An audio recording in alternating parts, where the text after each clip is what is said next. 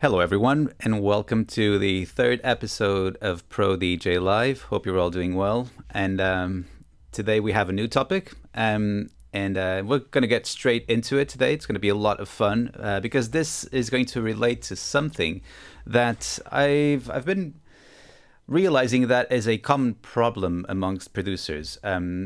Essentially, it's easy to relatively easy to start working on a track whenever you feel the inspiration, assuming that you have that. There are multiple strategies to start working on your arrangement and I would say on a vertical manner, in the sense that you start adding your layers, you start adding your drums, then your bass, then your chords. I wouldn't say that that is relatively easy, but one thing that I've come to notice over the years, especially as a teacher, and working with students, people who are starting out, and not just people who are starting out, even more experienced producers have like folders filled with countless projects that only have 20, 30 seconds worth of music. So this is the equivalent to like 4 bars, 8 bars worth of music, but then it's kind of hard to break out of that loop, which is the name of the topic for today, is breaking out of the loop, right? So we're going to talk about two things essentially related to using loops, right? So first of all, for those of you who might not know this, there are a lot of, well, platforms and sound libraries out there that offer one-shots and loops. So it's kind of like pre-made sounds that you can use, that you can just drag straight into your DAW of choice. And today we're going to use Ableton Live, which is the software that we use here at ProDJ. And some might think that it might feel a little bit like cheating using stuff that is already pre-made. You know, when we're talking about loops, we're talking about segments of music that are 1 bar, 2 bar, 4 bars, 8 bars worth of music. Then this could be percussion loops, bass loops, chord loops. So it's stuff that is already, in a way, designed for you to just drag in. And especially in a software like Ableton Live, the really cool thing is as soon as you drag in, by default, it will try to warp, meaning that it will try to time stretch it to whichever tempo you're working on. So that's what I've started our track today. So it's essentially, I'm trying to recreate this problem, let's call it, where we're dealing with stuff that is just a combination, like a puzzle of pre-made loops. So let's get into that and then see how we can imprint a little bit more life, or a little bit more of our our uniqueness into the sound, which is, I think, the main thing that a lot of people struggle with is, okay, so it's kind of easy in a way to just use these building blocks, put them together, and somehow get to a point where, okay, this sounds like a track, but it's not really a track. It just sounds very generic, or I don't really know where to take it from here, from this point. So yeah, let's get straight into it. Let's go into Ableton here, and here's what I have for today. We have a kind of like an R&B sort of vibe, as I promised from the beginning. From episode 1, I've said that I will always try to make this about the techniques and less about the genre itself. So anything that we talk about here can be applied to whichever style of music you're making. Okay, cool. So let's just hear this. Let me just play these 8 bars of music that I have going on here. So these are all splice loops. These were all taken from a platform that's called Splice. So this is all, there's a kick, there's a snare, there's a hi-hat, a bass, which I had to edit already a little bit, which is one of the things that you can do to change your loops and to make them more your own and to fit around the music that you're making. Then we also have a piano and a couple of synths, so let's just have a listen to that before anything else.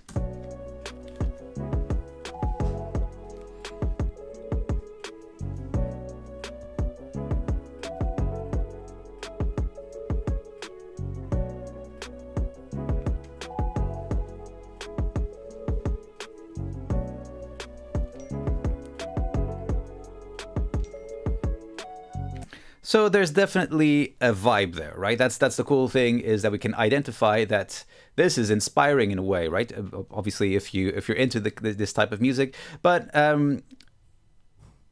putting that aside, I mean, this already feels like there's a structure, there's a foundation to our track, because we have some of the defining elements that will, I suppose, be that kind of sound like a section. This could be a verse, this could be a chorus, this could be a bridge. We don't really know what this is, but it's very normal for producers to start cooking up their arrangement in this way. To just start like building things, adding the different layers, and then getting to a point where they're happy with this. But again, it's kind of hard to break out of this loop sometimes, because it's like, where do I take this from here? How can I make this more interesting? How do I develop this? How do I create the journey of a track that has different moments, right? And especially if you're a producer who only works on the instrumental side of things, then you don't really know. I mean, well, there's no vocals. I think, if it's a type of music that is going to have vocals, sometimes vocals kind of lead the way, and it will inform you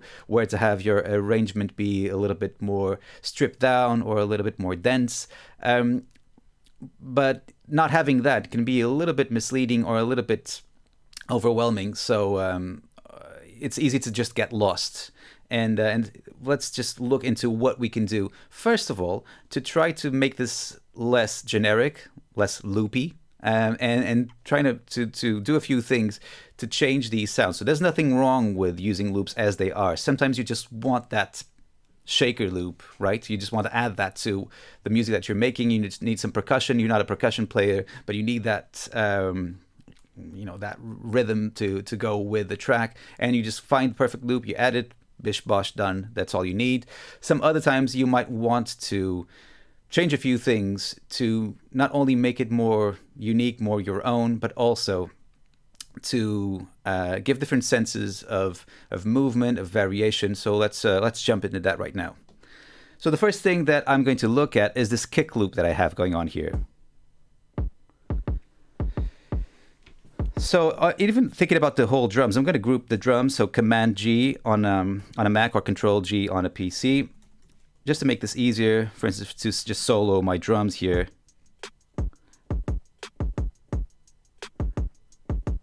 I have a simple snare. I have a kick going on, and then the hi-hats subdividing the beat, right? But the kick itself, what I'm thinking about doing this is I could sort of chop this out, change the pattern, create more variations, but I want to create a pattern which is more mine, right? That I can change, well, the pattern itself, right? So if we look at the transients, so I'm talking about the attack here, where we see the waveforms essentially that show us where the kicks are. I'm just going to extract this one kick, and I could, copy, paste, rearrange this in any way that I would see fit. But to use the advantage of playing this via MIDI, I'm going to find a brand new instrument here in Ableton 12 that's called the drum sampler, right? So this is new to Ableton 12. I'm just going to drag it here, and from this little sample that I've chopped out, I'm going to drag it straight into here. And now this will allow me, right? So this was very easy to do, as you can see here.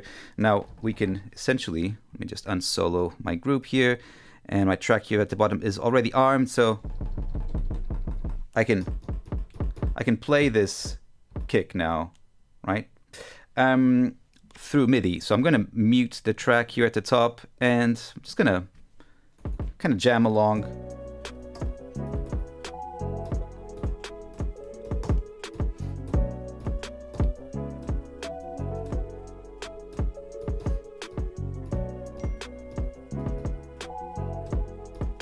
Okay, cool. I was just rehearsing there for a little bit, but now let me just drag this to here, to the top, and I'm actually going to mute the clip itself. For those of you who don't know, you can mute with tapping on 0, so 0 on your keyboard. This also works for mutes on the tracks, or to make some plugins active or inactive. You could just tap 0 and it'll do that very quickly.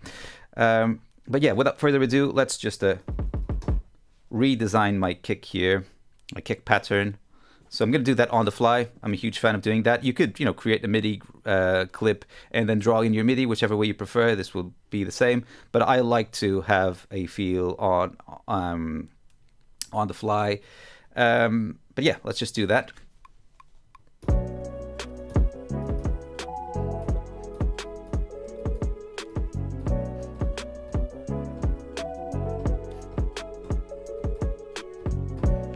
Okay, I think that's enough. I'm going to repeat this by duplicating. Also going to do a little bit of tidying up here with quantize. My timing wasn't terrible. However, I'm going to do Command A to select all of my MIDI notes and Command U to fix the timing. And I suppose I'm also going to correct a few velocities here. So the intensity of some notes was a little bit too much. So we can change that by just playing around with these sliders here at the bottom, where it says velocity.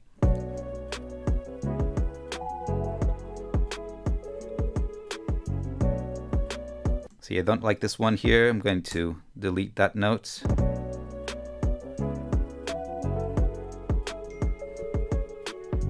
Yeah, and the placement of this one, just going to move it forward. Yeah, there we go. Cool. That's all I need. I'm going to trim down this extra bit. And funnily enough, I think I actually prefer this to be reversed. I'm going to split this 8-bar loop into 2, and I'm going to just very easily rearrange the order. I think this makes more sense. And now Command D to duplicate that onto the following bars. Okay, cool. So now I have that going on. I think the first hit is a little bit weak. I want that to maybe go all the way up.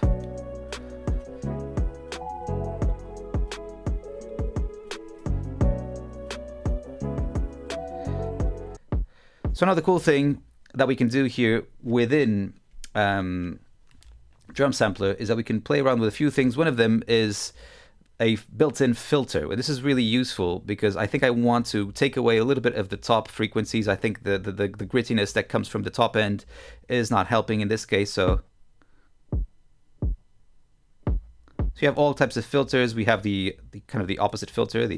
If we wanted to take away the low end for creative aims, this could be cool as well to explore. But here, just want to use this one here, which is a low pass filter.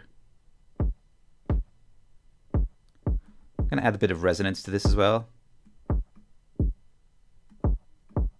Maybe not that much. And there's a few things that we can play around. One of the things I've been exploring here is this sub oscillator to add a bit of sub lows to our bass. So you can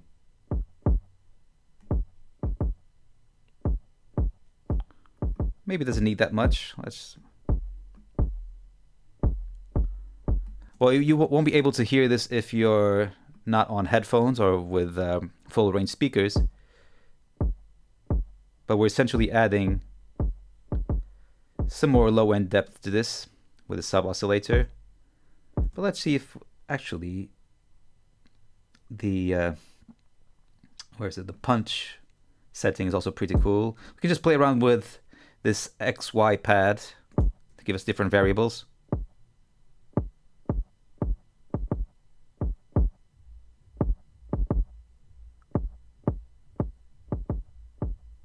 Yeah.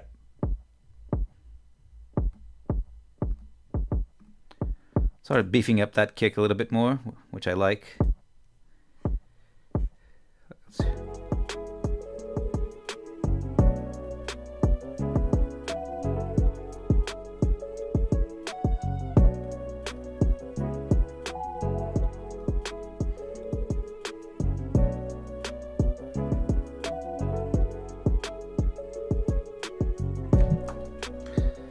Cool. So we made 2 changes to this. We've pretty much rearranged the drum pattern. Essentially, we just grabbed one sample, turned it into one shot, loaded it into Drum Sampler, and then now we've also played around with 2 of the built-in effects to change the nature of that sound. So I'm happy with that. Just to make things a little bit neater, I'm gonna actually even delete the original one. You don't have to do this, but I'm a fan of taking away the clutter whenever possible. Second thing here is a snare, you know, very trademarked trappy snare, and I feel like it's cool, but it's a little bit weak in my opinion. So I want to also grab this, and instead of using drum sampler, this time around I'm going to go here to drums, grab a drum rack, and create a new MIDI track, and load again. I'm going to be a little bit more careless this time around with my pre-editing, and I'm just going to drag one of these chops straight into a note here. Let's put that on C1, and then now I can fine-tune my sample start and sample end. We can zoom in with using pinch and zoom on a trackpad, and so now this is what we have. So whenever I hit C1, where's C1? I have to go up an octave. Probably it's because something else is soloed. I have a feeling that's the case. Okay, cool. Let's see. No, wrong track. My bad. There we go. That's C2. Cool. So what I want to do is not only, I suppose what I want to do is actually recreate what I did here. So I'm just going to very quickly create a MIDI note. So actually the placement of that is a little bit further down. So here, that's where I want it to go.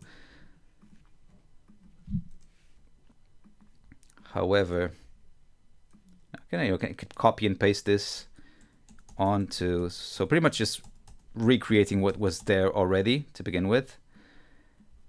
And I'm going to consolidate this into a single MIDI clip, which is done by, you can right click and find consolidate, or you can do Command J or Control J on a PC, and you'll turn that into a single MIDI clip.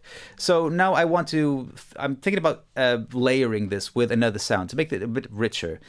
So here's where I'm going to maybe take another note. Let's say C1, for instance, C#1, and I'm going to try and find another clap or maybe a snare to go with that. So there's loads, but I think something like that. Would that be cool? Let's see.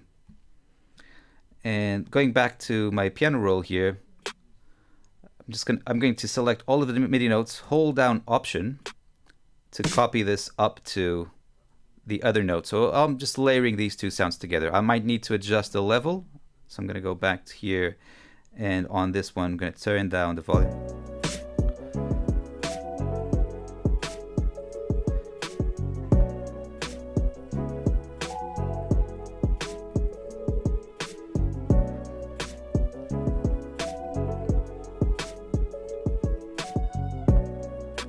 But let's try and go for a different sound. I think I'm not displeased with this sound, but maybe we can find a better one.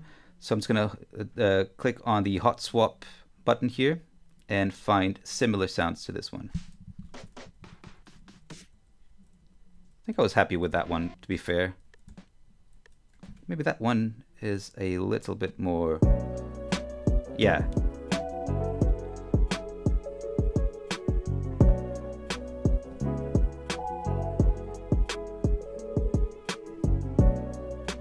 I think this is doing exactly what I had in mind, which is beefing up the other sound. So it's a layered sound, so we can even play around with things like transposing. I feel like pitching it down is going to help it. Forgot about these ones here at the top. No worries. I'm just going to replace that quickly. Command J. Yeah, that's probably too much. Well, let me turn up the other one. To be fair, I think I was happier with the other sound that we were. Let's try this. Kind of like a hybrid between a clap and a snare. Yeah, that could be cooler. There's also a built-in filter that I can apply to just that sound. Yeah, that's cool. So taking away the harshness of the top end of that. Yeah. Let's hear that in context.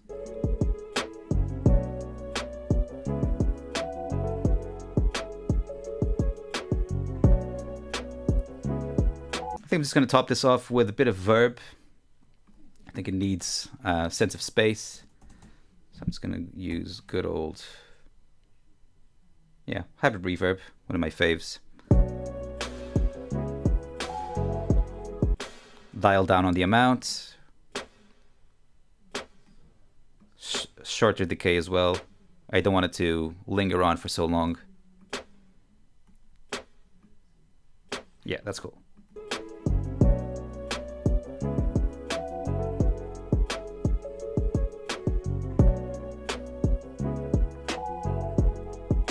What I did just there was also transpose this down, so pitch down the original snare to -4. So this makes it also a little bit lower. Kind of think like that. Not only changes the character of that sound, but it also allows us to fit it a little bit better into this mood, I feel. Yeah, cool.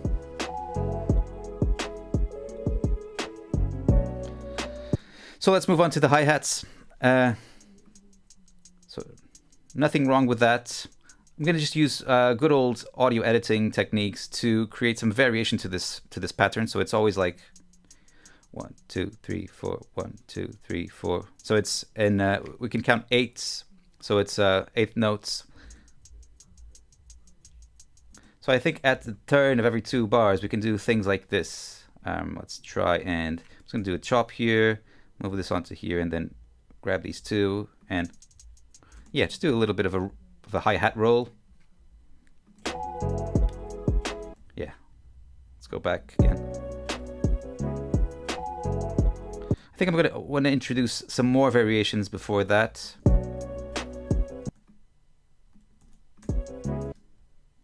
Let's add yet another.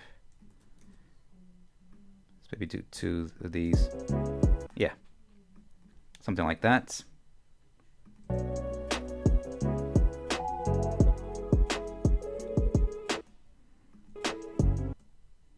And then,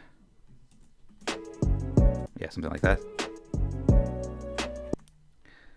To save myself the trouble of having to do this all across all the other bars, I'm just going to now highlight these first 4, duplicate, and still, this doesn't mean that I'm not going to add more variation to this, but maybe do a few stops so this is less constant. That could be cool. This could be cool too. So deleting some random bits and bobs. Let's try that. Yeah, maybe stop. I'm trying to patronize this stop as well. Not sure if this is a good idea or not. Still debating. Yeah, didn't really like that, so I'm going to undo that, but I think you followed my drift there. It could be a cool idea to change around the pattern and not have it so constant.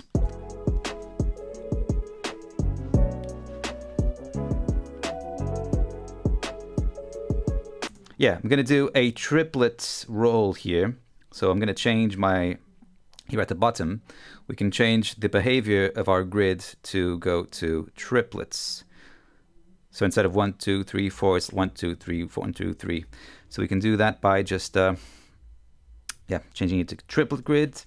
And let's try and do something like this. Maybe without that one there. I think I want that to start a little bit sooner, maybe.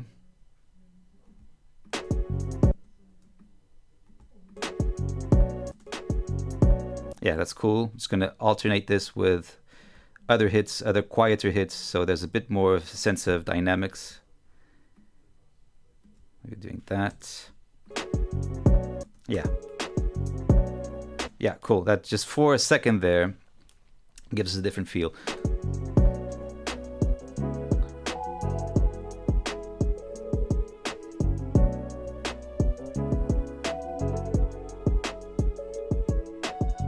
And then at the end, I'm going to do a quicker roll. Oh, but we're still in triplets.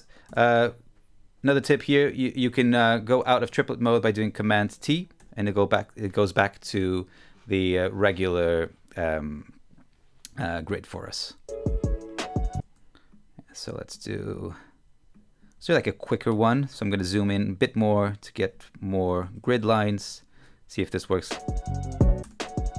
Yeah, that's cool. However, nothing wrong with that. This is a very popular type of hi-hat roll. But I want to create something a little bit cooler by doing a pitch up or pitch down. I mean, we could do that by gradually going into all of these slices and changing the pitch going up or going down. But to make my life easier here, what I want to do is I'm just going to highlight this last beat, Command J to consolidate, and then duplicate to go into my editor. And then here, I'm going to go into the envelope section. And by default, it's already, the parameter that we see here that we can play around with is transposition, meaning that if we do changes to this line here, we can do, we can do gradual changes. Like we can change the, depending on where we are, going up 1 semitone, 2 semitones. What I want to do here is just kind of go till the end, and I'm not sure if this is going to be enough or too little of, but let's just hear. Yeah, that's cool. Maybe even more. Let's just try the opposite motion. Yeah, maybe that is even cooler, in my opinion. Yep. Yeah, let's make it go even further down at the end. Yeah, that's cool. Yeah, perfect. Maybe just a bit quieter now, so that we can do by just making that. Yeah, that's cool. Right, going back to the top.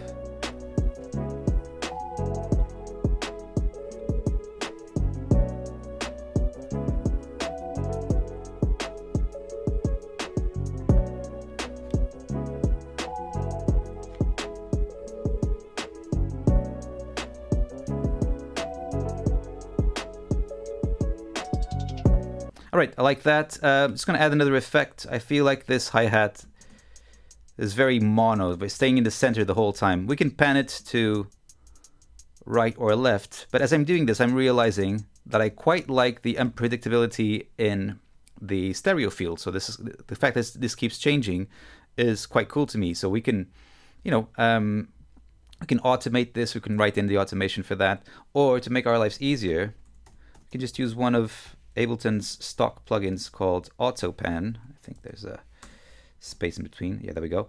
So I'm just going to drag that into this track here. And we might have used this before. So here's the thing. By default, it's kind of changing at a rate of 1 bar. See if this is any interesting, if it's quicker.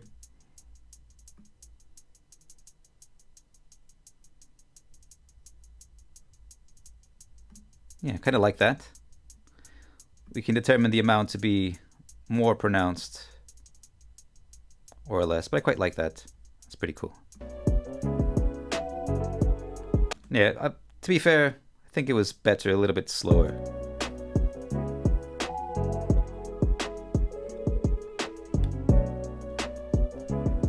So now we have that sound kind of dancing around us, which is cool. I'm going to move on to the bass. As you can see here, I'm not sure if you can notice that or not, but this is the only loop that has already been edited. So by default, this was the original one. Let me just spread that out so you guys can hear. So it was in the right key, which is one thing that you need to make sure when you're putting together different loops, is the coherence in your scale, right? So if the scale is right, in this case we're going for F sharp minor. So this bass loop was an F sharp minor, but the cadence of the bass note wasn't respecting the chord changes in the piano, which was actually the loop that I added. So what I did there in terms of editing was just chopping out, let me try and recreate that. Just chopped out all these notes. The first note is actually the same, but then there's a chord change there, and I just moved this, but then the note wasn't right, so what I had to do was go into the editor here, transpose by 2 semitones, and then lastly move this note to, sorry, I think this note is actually the right one. Yeah, there we go. Yep, so that's what I had to do to make sure that the chord the bass line that's actually is supposed to go 1 beat earlier. And then, yeah, and then just turn that into a repetitive loop, which is cool, right?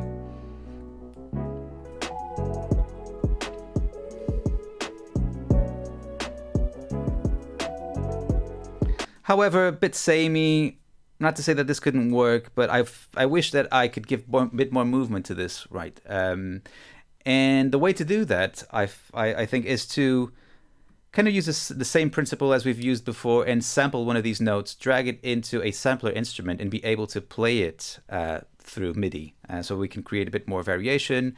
And the way that we do that is it's going to add, there's a MIDI track here already.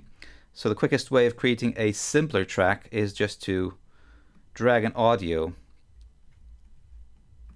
into where it says drop an instrument or sample here. Done, right? So now if I go to my keyboard,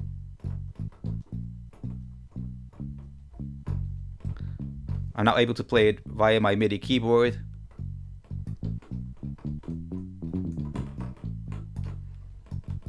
Cool.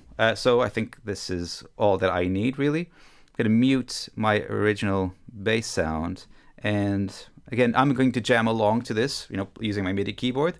But I could, if I wanted, just draw in the MIDI just the same. So let's see what we can conjure up. Going to just mute the original and have this one arms. Let's go for it.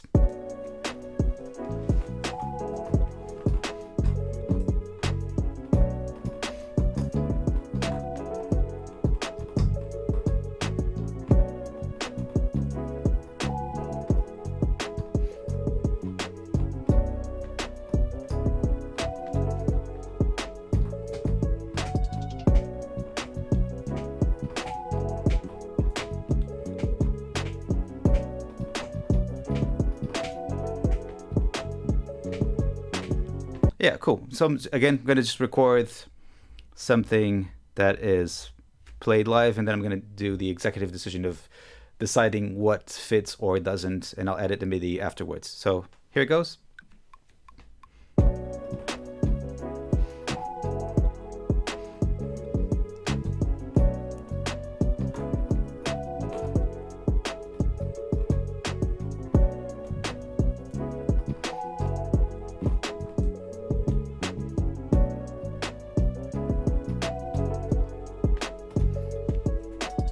Cool. Not in love with what I've played, but again, we can always edit, and that's where it really matters, right? So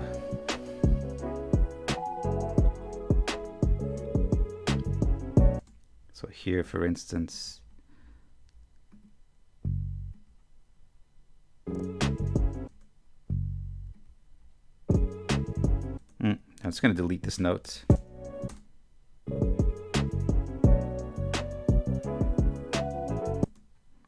Suppose I could do something better.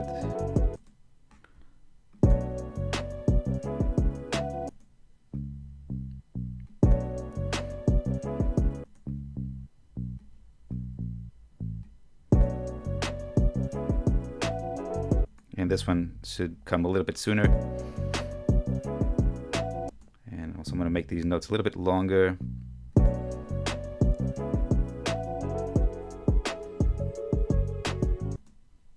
Here at the end.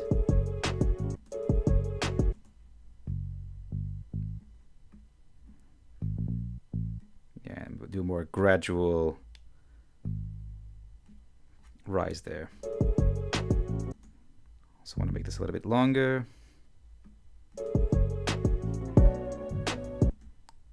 Bum note there. Fix that.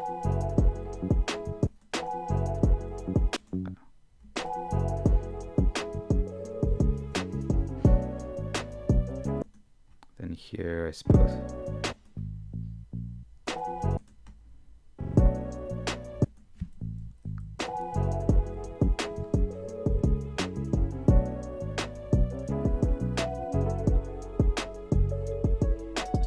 Okay, cool.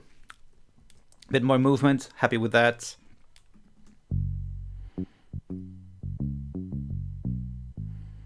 Still have the character of the bass loop, but this is a bit more interesting to me. I'm gonna mute this original one and move on to my piano here.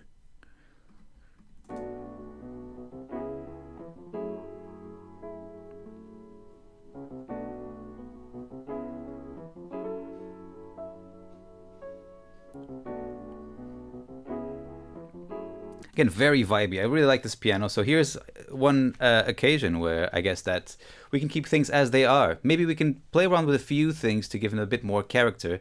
But this one is, I think, really vibe setting. So I don't want to mess up too much with that. What I'm going to do is just play around with layers. One of the things that I'm really, it's kind of like one of my trademark things to do in production is to layer things that are octaved apart. So I'll do a copy of the original, transpose it, and then see where that takes me. So let's just do that quickly.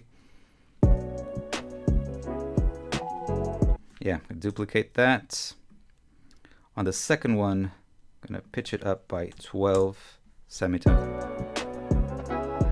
Pan it apart.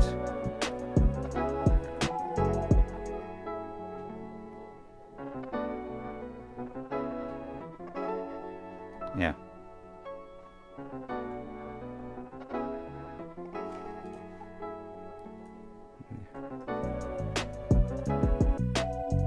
Tell you what, I'm gonna actually see if I can just play around with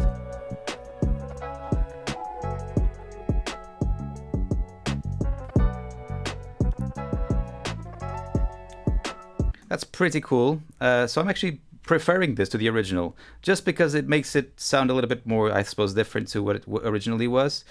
I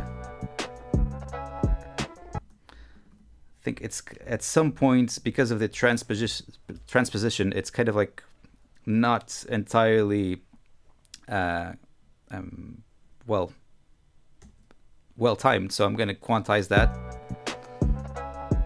I'm going to play around with this feature that I quite like when you're in warp mode, and when warp mode, yeah, okay, I'll have to do that. My bad. When you're on beats, one of the modes for warping here is that we can change that to the preserve mode. You can kind of play around with different note values. And as you play around with the slider, kind of gives you a gating effect, which is quite cool. It's going to be faster or slower.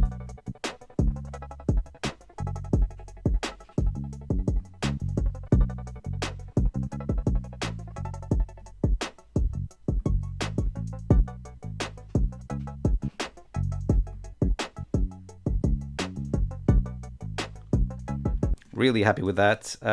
Thinking about using also a filter on this, so auto filter. Another native, to take away a little bit of the top. As you can see, as I'm moving this around, that's really cool. We can make that filter move. That's why it's called auto filter, because if we then play around with the amount, we don't see what's happening, but this is actually moving up and down. So let's tie that in with a rate.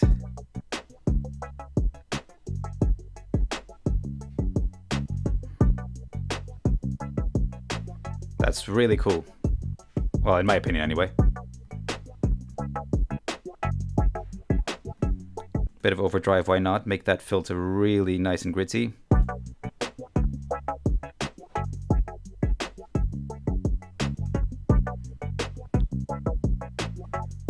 So still the same chord progression, but manipulated to sound cooler, in my opinion. So I don't really miss the original chords now. Yep, much prefer this now.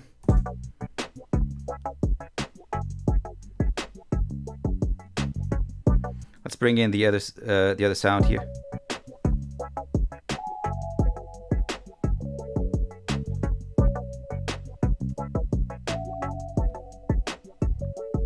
Oh, this is awesome as it is. Again, I'm very tempted to just go with this, but just to give you, a bit of perspective.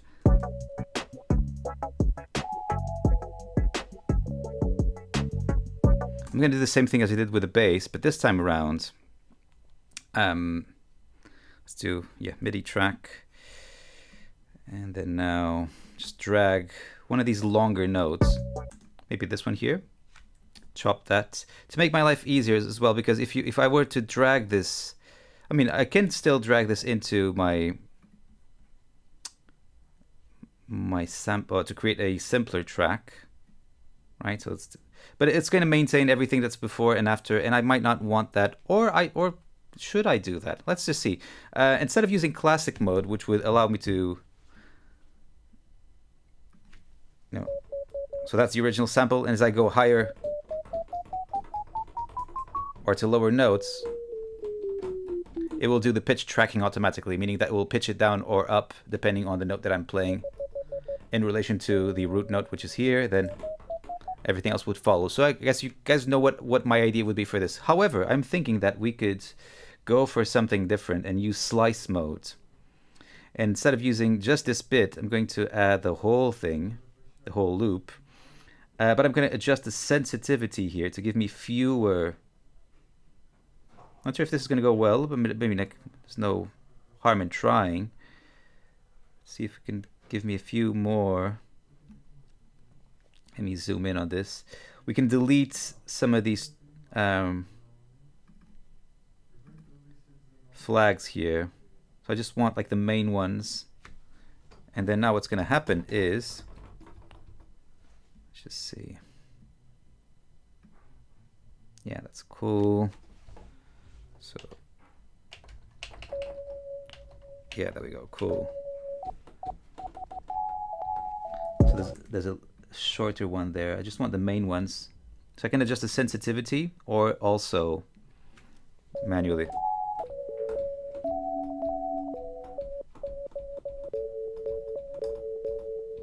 So that's pretty cool. So now I have all these slices laid out on my keyboard and I can play them intuitively. I'm going to mute this one here.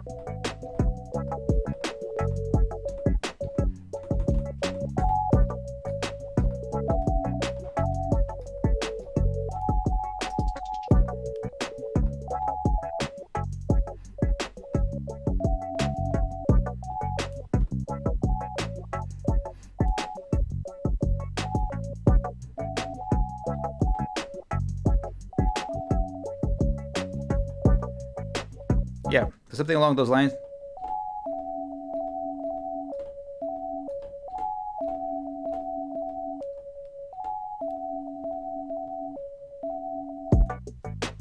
Yeah. Let's add that in.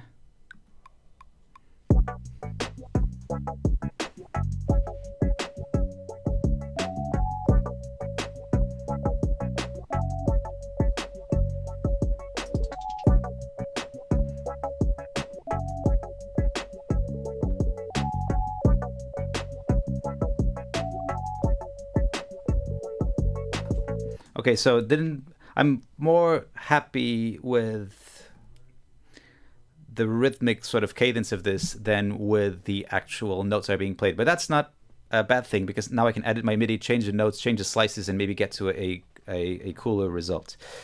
So I'm going to just give this a quick quantize. And I'm going to play around with just changing.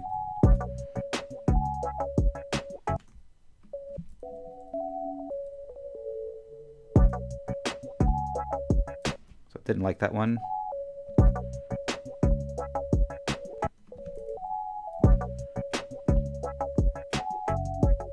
Yeah, so that is, I think, my main pattern.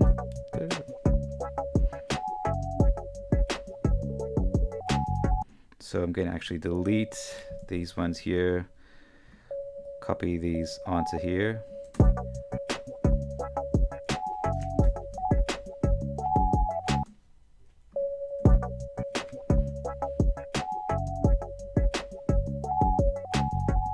And then that one.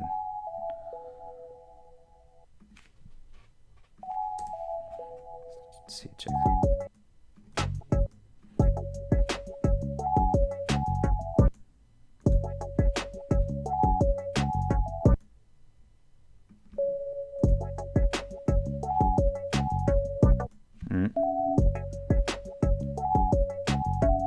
Yeah, that's cool. So that's my main pattern. So I'm going to just highlight this and duplicate it onto the next ones. However, I also want to create a bit of variation every now and again.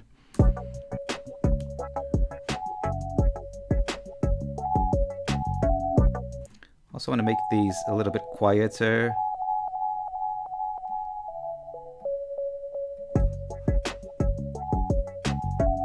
Also this one here.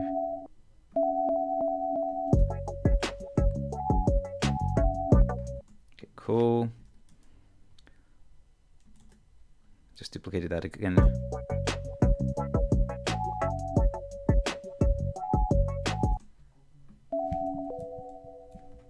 See if that works.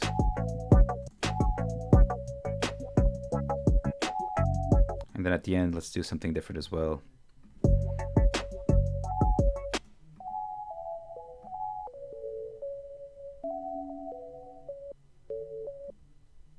Let's do something a bit choppier towards the end.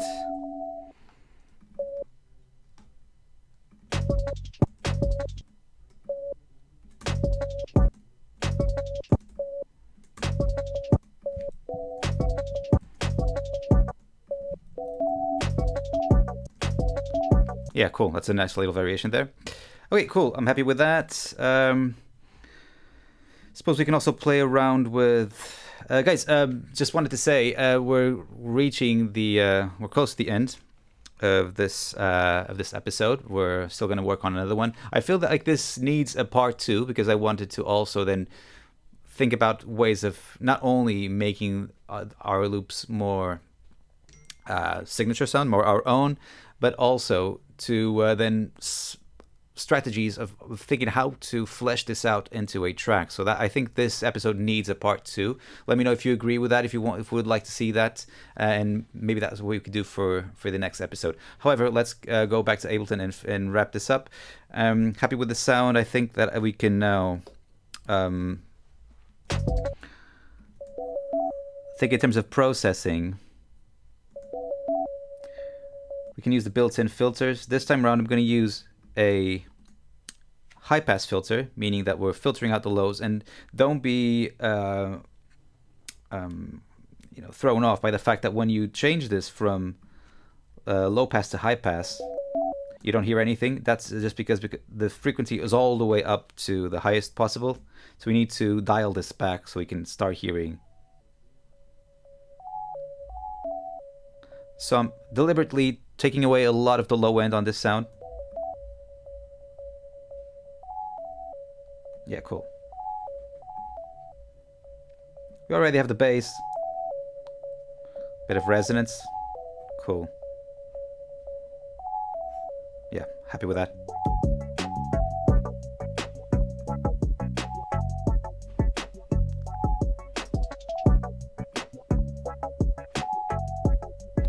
Let me just for fun see what this sounds like when it's transposed. Not as exciting.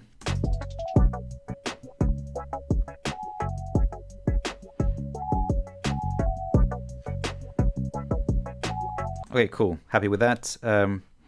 Moving on to the last sound.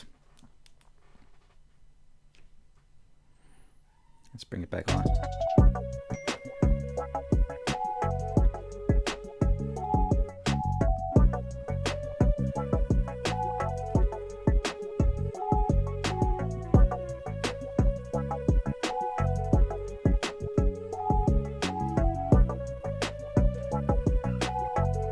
Let's do something a little bit mad. Not sure what's going to happen, but I'm just going to reverse this whole thing.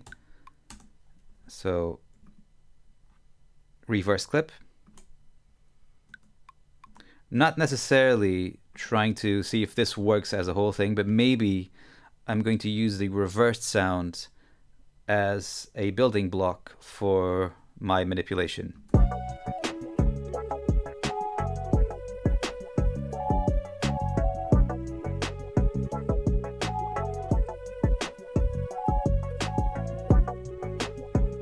I really like this at the beginning.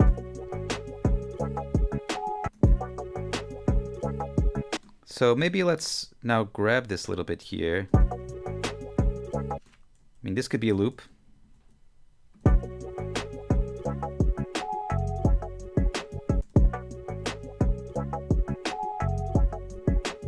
And then maybe change the pitch when it gets to this bit here.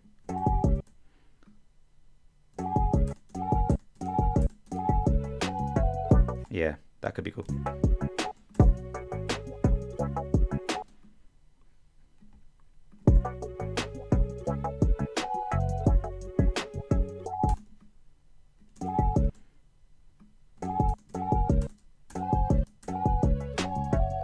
Yeah, that's cool.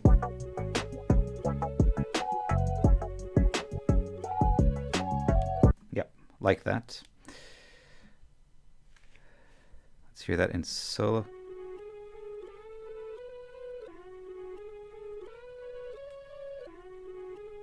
Yeah, that's really cool in my opinion. So I'm gonna put, to make my life easier again, just, yep. Yep, happy with that.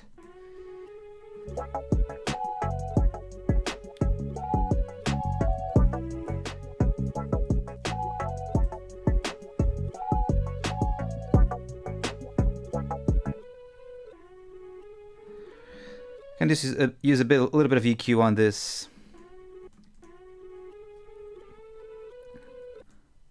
I'm gonna use just this Pro Q that is already here by FabFilter. So this is not native to Ableton, but you can very easily do this with Ableton stock EQ8.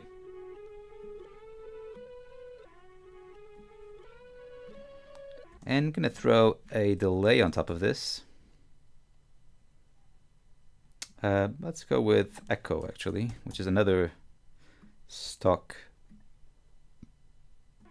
Sorry, I have Echo Boy instead of Echo, which is a really great plugin by Sound Toys, by the way.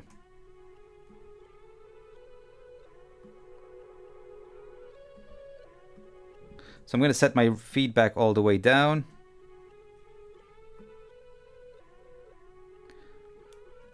And sometimes I like to play around with this. Instead of dialing in the right amount of delay, going for 100% because we're only going to hear the repeats in the rate that we've determined here. Let me put this on straight notes.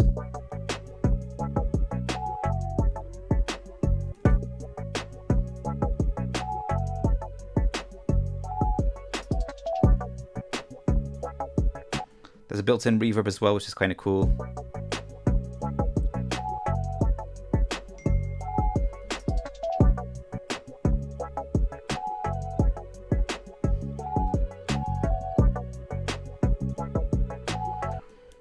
You know what? I'm going to do my trademark trick here and just duplicate the track with the same settings. I'm going to delete this EQ on the second one. And you've guessed it, I'm going to pitch these up by 12. Let's play around with a few other modes.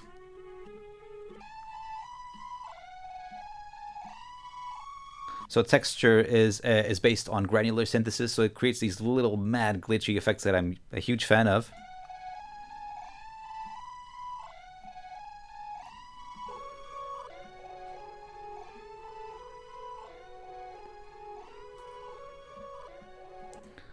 So I think I'm going to now put these two sounds together. I'm going to group them, and I'm going to just drag the echo that was just on the first sound on one of these layers. I'm going to drag to the group, so now it applies to both tracks within the group.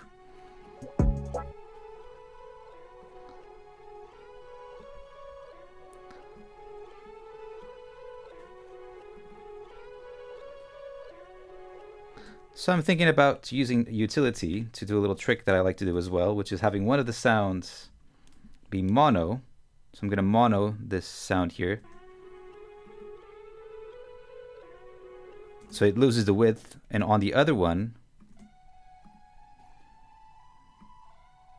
I'm going to actually exaggerate the width of, compensating with the gain there.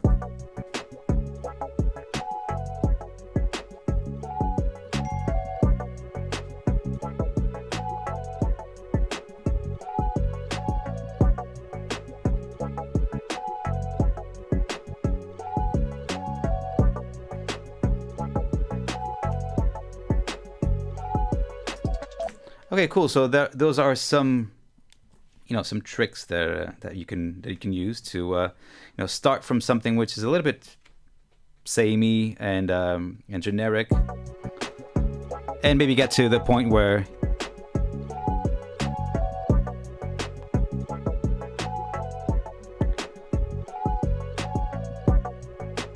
it sounds more unique. If it's better, if it's worse, then that's up to you to decide. But you don't always need to change all of the loops. As I said, I was tempted to leave these chords here at the beginning as they were. But I guess that now the question that kind of begs to be asked is, how do we take it from here? So we're still just going around, in this case, 16 bars, and yeah, what follows? What comes next? How do we turn this into a 2-minute, 3-minute long, 4-minute long track? So I guess I'm gonna definitely do an episode 2, a part 2 for this, where we think about strategies where we can really break out of these loops, not just the way that they sound like, but then how we can manage them over time, how we can distribute some of them. Sometimes it's not even about adding more things. That's one of the common misconceptions, is just thinking that you need to add more and more and more and more and more. And sometimes less is more. That's I know it's a commonplace, but it's sometimes a very wise lesson to be learned. And that's one of the things that I would like to experiment with in the future. So yeah, guys, we're gonna do a little bit of a stop. This obviously we're going to have Christmas and New Year's on the way, so happy holidays to everyone. And do remember to submit your own questions. Even when watching this back, even if you're not attending the live stream, you can always reach out through our pages, our Instagram, our YouTube, and just let us know what you would like to see in future episodes, or if there was anything from watching this where you wanted to have a bit more of clarity on. So yeah, that's me signing out. Have a great day, guys. Take care.